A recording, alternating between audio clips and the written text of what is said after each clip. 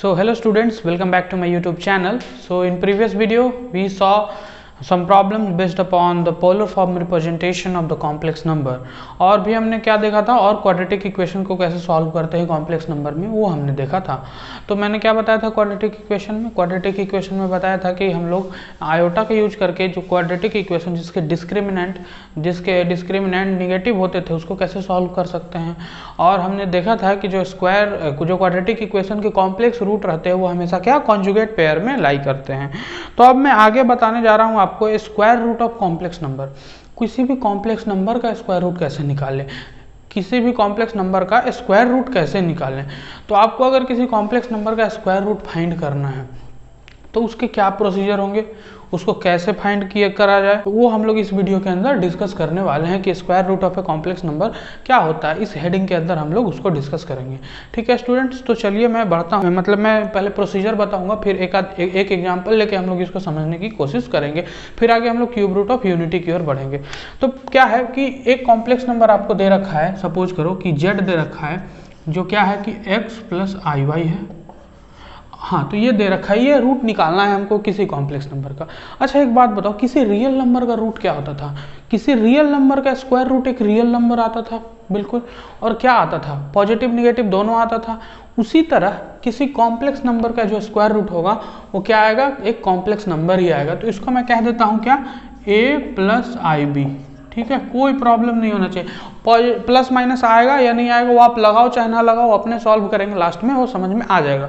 ठीक है, तो a प्लस आई बी हमने मान लिया कि इसका स्क्वायर रूट एक कॉम्प्लेक्स नंबर का स्क्वायर रूट है, कॉम्प्लेक्स नंबर होगा तो इसलिए a प्लस आई बी आ रहा है।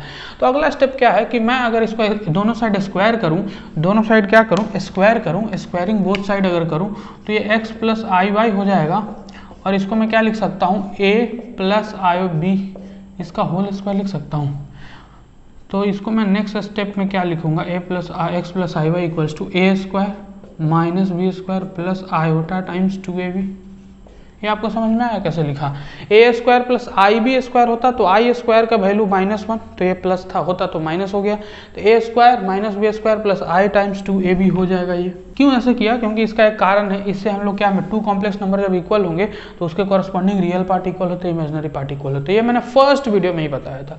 ठीक है, तो यहाँ से हम लोग क्या देख पा रहे हैं कि a square minus b square equals to x है, और क्या है 2ab इक्वल्स टू क्या है, y है। 2ab इक्वल्स टू y है।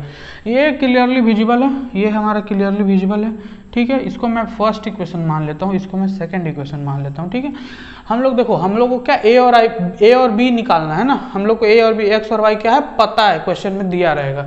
ठीक है, ये हमारे क्वेश्चन में दिया रहेगा। ठीक है, तो अब हम देख रहे हैं कि इसको कैसे सॉल्व किया जाए। हमारे पास दो इक्वेशन है, इसको सॉल्व करने के कई तरीके हो सकते हैं। कोई बोल सकता है कि यहाँ से b की वैल्यू निकालो, b बराबर क्या हो, y/2a लिख लो। ठीक है, y/2a लिख के क्या करो, यहाँ सब्स्टिट्यूट कर दो। तो यहाँ अगर मैं सब्स्टिट्यूट करने जाऊँगा तो आप ध्यान से देखो, a square minus y square by 4a square. तो ये a स्क्वायर और ये a स्क्वायर का टर्म सिंप्लीफाई करोगे तो a⁴ चला जाएगा। फिर हमें 4th डिग्री का इक्वेशन सॉल्व करना पड़ेगा। ठीक है, तो उसको अवॉइड करने के लिए, उससे बचने के लिए एक तरीका क्या किया जा सकता है, आप जरा सोचो। ये इसको ऐसे एक मिनट के लिए इसको ऐसे समझो कि हमें a माइनस बी पता है, हमको a माइनस बी पता है, हमको ab पता है। ठीक है, ऐसे समझो, हमको a माइनस बी पता है और हमको 2ab पता है। ठीक है, तो हमको क्या निकालना है, a प्लस बी निकालना है। तो कैसे निकाला जा सकता है, a प्लस बी का अगर होल स्क्वायर में लिख दूं, a प्लस बी का अगर मैं होल स्क्वायर लिख दूं तो इसको क्या लिख सकता हूँ, a माइनस बी का होल स्क्वायर। तो ये a माइनस बी का होल स्क्वायर क्या होगा, a square plus b square minus 2ab। ये माइनस 2ab को हम मैं प्लस 4ab लिख दूँ तो ये क्या हो जाएगा, a square plus b square plus 2ab हो जाएगा। क्यों, मैं ऐसा नहीं कर सकता हूँ क्या, मुझे 2ab की वैल्यू तो पता है, तो मैं 4ab लिख दूंगा। तो इस यहाँ पे क्या 4ab ऐसा कर दूँ और इस स्क्वायर को इधर हटाऊंगा तो क्या ये रूट जाएगा, बताओ अब जरा, रूट जाएगा ना। तो इसका क्या मतलब है, ये मैं क्यों समझाया, क्योंकि हमें a square minus b square पता है, तो हम a square plus b square लिखने जाएं तो हम ऐसा इसको अप्लाई करा सकते हैं। कैसे अप्लाई करेंगे, आप ध्यान से देखो, a प्लस बी की वैल्यू आएगी कि नहीं आएगी, ये क्या हो जाएगा, ये वाला टर्म सिंप्लीफाई होकर a प्लस बी का होल स्क्वायर हो जाएगा, रूट लोगे तो फिर a प्लस बी। तो उसी तरह से हम लोग क्या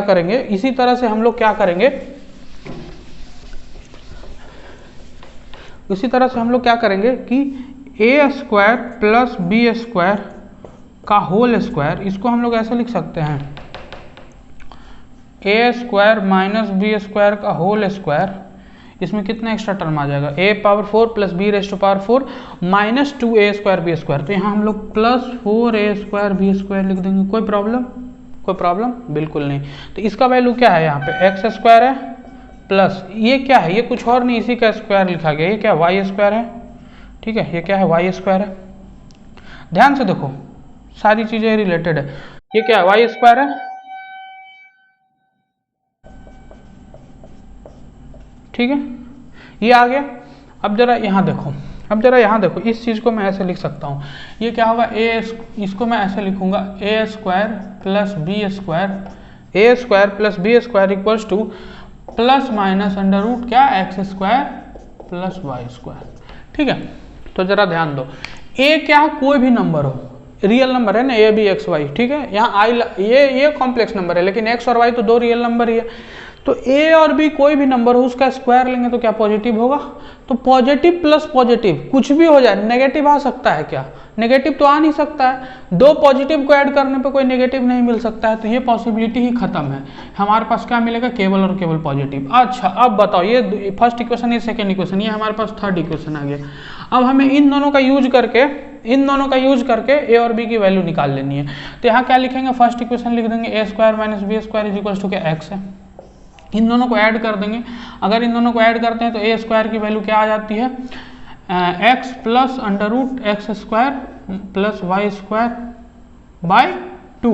तो ए की वैल्यू क्या आ जाएगी, ए इक्वल्स टू, अब यहाँ पे ए कुछ भी हो सकता है, plus minus under root x plus under root x square plus y square by 2। ठीक है, ठीक है स्टूडेंट्स।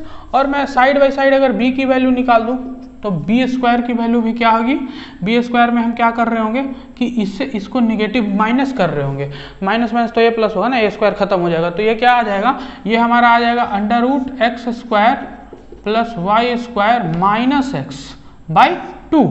तो यहाँ से बी की वैल्यू आ जाएगी हमारे पास plus minus under root x square plus y square minus x by 2। आपको समझ में आया। चलिए, तो हमें ए और बी की तो वैल्यू मिल गई। इसका मतलब क्या है कि हर एक कॉम्प्लेक्स नंबर का जब रूट मैं निकालूंगा तो एक पॉजिटिव एक निगेटिव, मतलब टोटल दो कॉम्प्लेक्स नंबर बन सकते हैं। ए का एक वैल्यू जब पॉजिटिव लूंगा तो बी का भी एक पॉजिटिव वैल्यू ले सकता हूं। तो मतलब हम क्या, कितने टोटल दो कॉम्प्लेक्स नंबर जनरेट कर सकते हैं। ठीक है स्टूडेंट्स, चलो इतना तक तो समझा। लेकिन एक ऑब्जर्वेशन आप करो जरा ध्यान से, ये चीज क्या है, ये जो चीज लिख रखा है मैंने, ये क्या है, ध्यान से समझो, ये क्या है, ये कुछ और नहीं है, मॉडुलस ही तो है। आप यहाँ पे कहोगे कि ये x, इसको मान लो कॉम्प्लेक्स नंबर है, तो ये क्या है, ये मॉडुलस ही तो है कि नहीं, ये मॉडुलस ही है ना। x प्लस आई वाई का अगर कोई मॉडुलस निकाले तो क्या आएगा, under root x square plus y square आएगा। ठीक है, आएगा कि नहीं आएगा। तो ये क्या है कि a equals to plus minus under root modulus of z plus x by 2, और ये क्या आएगा, b equals to plus minus under root modulus of z minus x by 2। आपको क्लियर हुआ। अब बताओ, अब कोई भी एग्जाम्पल दे तो आप क्या कर सकते हो, आपके पास दो चॉइस, मैं आपके पास दो चॉइस देता हूं। क्या, आप सीधा इसको यूज कर लो, इसको यूज करके a की दो वैल्यू ले आओ, या पूरा प्रोसीजर आपके सामने है, मैंने कैसे इसको डिराइव किया है, आप पूरा प्रोसीजर को फॉलो कर सकते हो। आपके ऊपर है कि आप किस मेथड से बनाना चाहते हो। ठीक है, तो अल्टीमेटली मैं क्या बोलता हूँ, मैं सजेस्ट करता हूँ ये, इसको आप जरा माइंड में रखो, ये बहुत हेल्प करेगा आपको एग्जाम्पल को सॉल्व करने में। तो चलिए मैं एक एग्जाम्पल लेता हूँ, इस पे स्क्वायर रूट निकाल के दिखाता हूँ, उसके बाद हम लोग क्यूब रूट ऑफ यूनिटी की ओर बढ़ेंगे। So student, let us move forward and proceed towards our first problem. The first problem given is as very simple, -7 - 24i। It is given like this, -7 - 24i, ये complex number है, इसका हमें क्या करना है, स्क्वायर रूट निकालना है।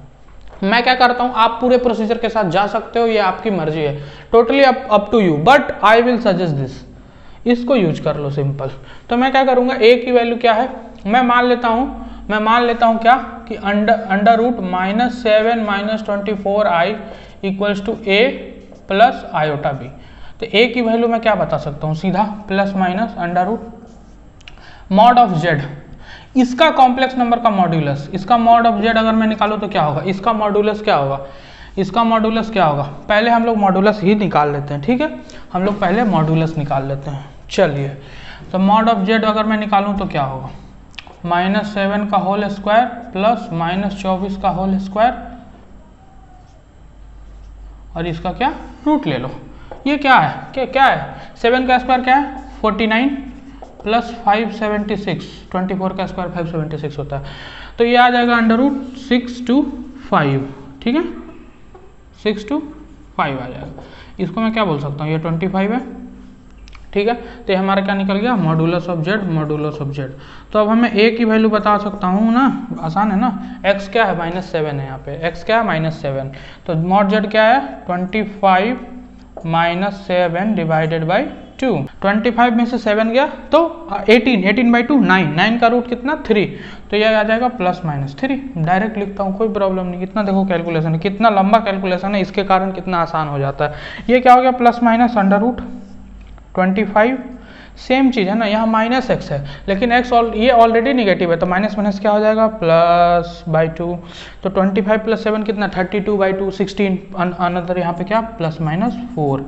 तो अब में हमारा कॉम्प्लेक्स नंबर क्या होता है, 2 कॉम्प्लेक्स नंबर आएगा ना, तो आप ये देख रहे हो कि +3 -3 +4 -4, इसका 2 कॉम्बिनेशन हो सकता है, या तो मैं इसको प्लस ले लूँ, इसको माइनस ले लूँ, या दोनों को निगेटिव ले लूँ, या दोनों को पॉजिटिव ले लूँ, या इसको निगेटिव लेके मतलब इसको पॉजिटिव लेके इसको निगेटिव ले लूँ, तो ये 4 कॉम्बिनेशन टोटल बनाए जा सकते हैं। तो अब हमें लेकिन नंबर तो 2 होगा, तो कौन सा 2 नंबर होगा ये कैसे पता चले, कौन सा 2 नंबर होगा ये कैसे पता चले, सिंपल है।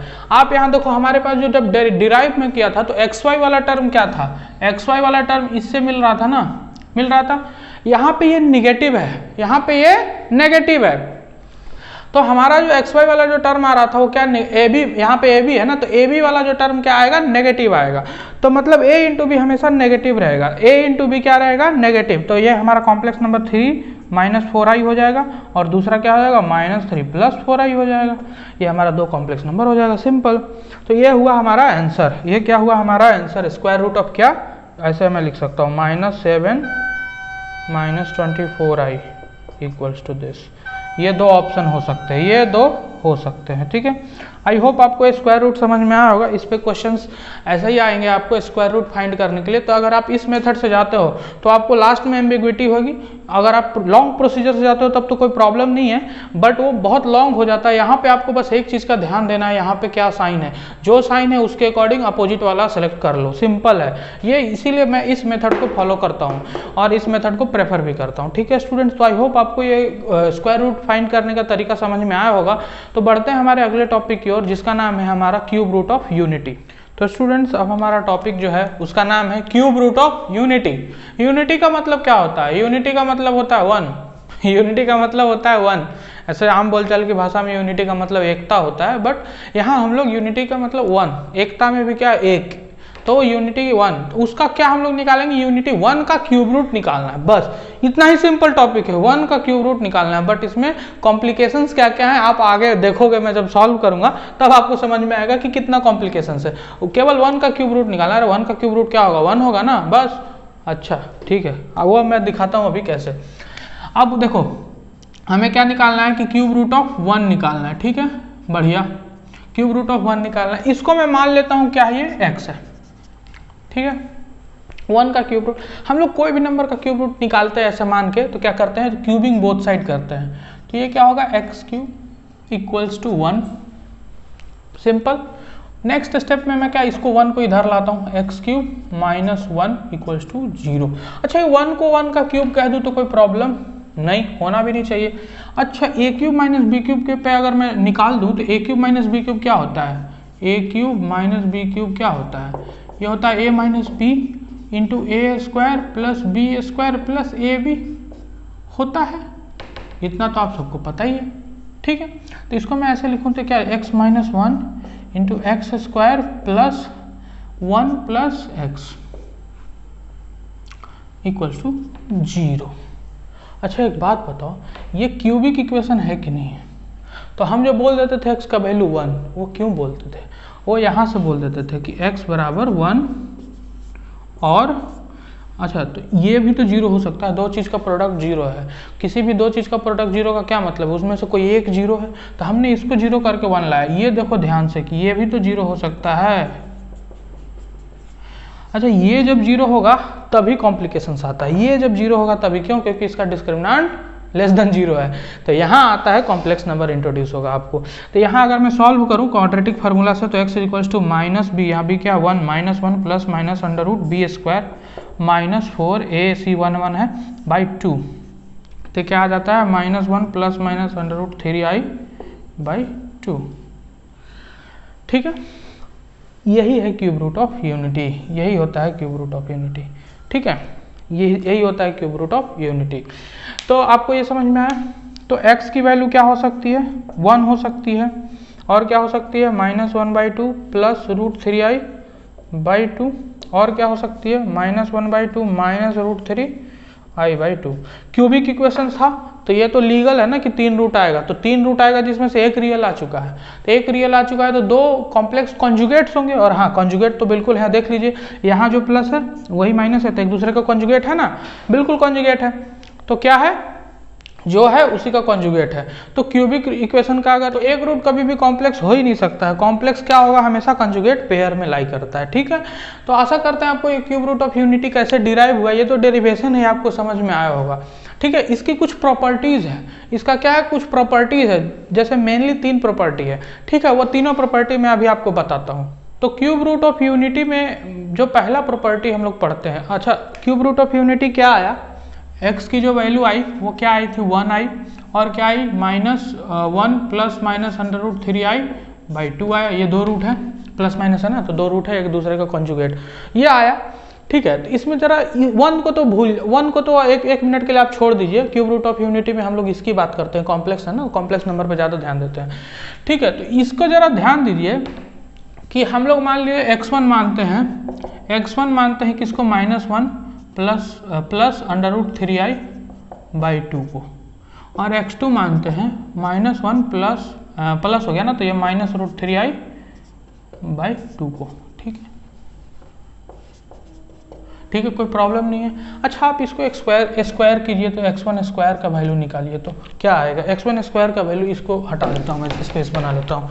x1 स्क्वायर की वैल्यू क्या आएगी, नीचे तो 4 आ जाएगा, कोई प्रॉब्लम नहीं। इसका स्क्वायर तो a square plus i square है तो ये माइनस हो जाएगा b स्क्वायर, और ये a फिर क्या होगा -2 क्या √3i। ठीक है, ये कितना हो गया, 3 - 1 कितना -2 √3i बाई 4। इसकी वैल्यू क्या आ जाएगी, ये आ जाएगी -1 √3i बाई 2। ठीक है, आप ये ध्यान से देखो तो x1 ये किसके इक्वल आया, x2 के इक्वल आया, किसके इक्वल आया, इसको मैं x2 कह सकता हूँ कि नहीं कह सकता हूँ। आप इसको भी अगर x2 स्क्वायर निकालोगे ना तो ये x1 के इक्वल आ जाएगा। इसको भी आप करके देख लो, ये इसका स्क्वायर करोगे कि ये आ जाएगा, क्यों देख लो ना, मैं करके दिखा देता हूँ। x2 स्क्वायर क्या, नीचे तो 4 रहेगा ही, ये जो आया था उसका क्या आने लगेगा, उल्टा आने लगेगा, क्योंकि यहाँ दोनों निगेटिव है ना, तो दोनों निगेटिव है तो स्क्वायर क्या आ जाएगा, पूरा पॉजिटिव आ जाएगा। तो ये क्या आ जाएगा ना, ये आ जाएगा आपका 1 और a स्क्वायर, और ये आ जाएगा 1 और -3, और ये आ जाएगा क्या +2 √3i। तो ये आ जाएगा आपका ये -2 और +2, तो ये -1 प्लस √3i बाई 2 आ जाएगा। तो ये देख लो x1 के इक्वल है, x1 के इक्वल है। ठीक है, तो मतलब x2 स्क्वायर x1 के इक्वल है, x1 स्क्वायर x2 के इक्वल है। यही है हमारा फर्स्ट प्रॉपर्टी। पहला प्रॉपर्टी क्या है हमारा, यही है, पहला प्रॉपर्टी क्या है हमारा, यही है, क्या कि imaginary cube root of unity को लेते हैं तो जो पहला इमेजनरी का जो स्क्वायर होगा वो दूसरे के इक्वल होगा, और जो दूसरे इमेजनरी का स्क्वायर होगा वो पहले के इक्वल होगा। तो अगर मैं इसको x1 ना बोल के ओमेगा बोलूं तो क्या मैं इसको ओमेगा स्क्वायर कह सकता हूं, कह सकता हूं कि नहीं। तो यहां से पहले प्रॉपर्टी से हम लोग डिफाइन करते हैं omega cube root of unity, इसी ओमेगा को कहते हैं। ये ओमेगा क्या है, ओमेगा अगर मैंने मान लिया -1 प्लस √3i को मान लिया बाई 2 को ओमेगा, तो ओमेगा स्क्वायर क्या होगा -1 माइनस √3i बाई 2। आप उल्टा भी मान सकते हो, कोई प्रॉब्लम नहीं है, कोई प्रॉब्लम नहीं है, लेकिन मैं ऐसे मानता हूँ, ये मेरा कन्वेंशन है, मैंने याद कर रखा है ऐसे, तो मैं ऐसे मानता हूँ, ठीक है। और एक और रूट क्या था, एक रूट तो 1 आया ही था x का, तो x के हम 3 रूट को अब ऐसे लिख सकते हैं x = 1 ओमेगा और ओमेगा स्क्वायर, कोई प्रॉब्लम नहीं।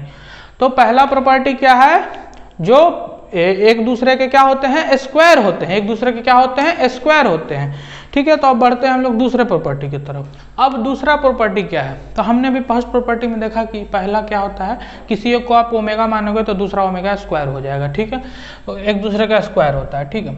अब मैं बोलता हूँ कि ओमेगा जो है उसको ओमेगा स्क्वायर से जरा मल्टीप्लाई करके दिखाओ हमको, ओमेगा और ओमेगा स्क्वायर का मल्टीप्लीकेशन निकाल के दिखाओ।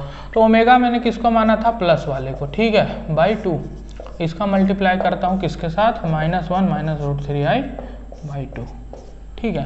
तो ये 2 नीचे वाला तो 4 हो जाएगा, ये क्या हो जाएगा -1 plus √3i into -1 minus √3i। अच्छा, एक प्रॉपर्टी मैंने आपको पढ़ाई थी, z into z bar equals to mod of z का होल स्क्वायर। ये क्या है, z इंटू जेड बार ही तो है, इस प्रॉपर्टी का यूज करो ना, किस दिन के लिए पढ़ा था। तो मॉड ऑफ z क्या होगा, मॉड ऑफ z क्या होगा, 3 और 1 4, 3 और 1 4, 4 का रूट क्या 2, तो मतलब रूट नहीं यहाँ पर, ये क्या आ जाएगा, मॉड ऑफ z यहाँ पे क्या आ जाएगा, मॉड ऑफ z क्या आ जाएगा हमारे पास, स्क्वायर ही निकाल लेता हूँ ना मैं सीधा रूट हटा के, तो ये क्या आ जाएगा 1 + 3 4, तो z स्क्वायर, तो ये क्या आ जाएगा 4/4, मतलब ये 1। क्या समझे कि ओमेगा इंटू ओमेगा स्क्वायर की वैल्यू 1 होती है, ओमेगा इंटू ओमेगा स्क्वायर की वैल्यू 1, मतलब कि 2 imaginary cube roots of unity when multiplied together gives the product 1. When 2 imaginary cube root of unity multiplied together gives the product 1.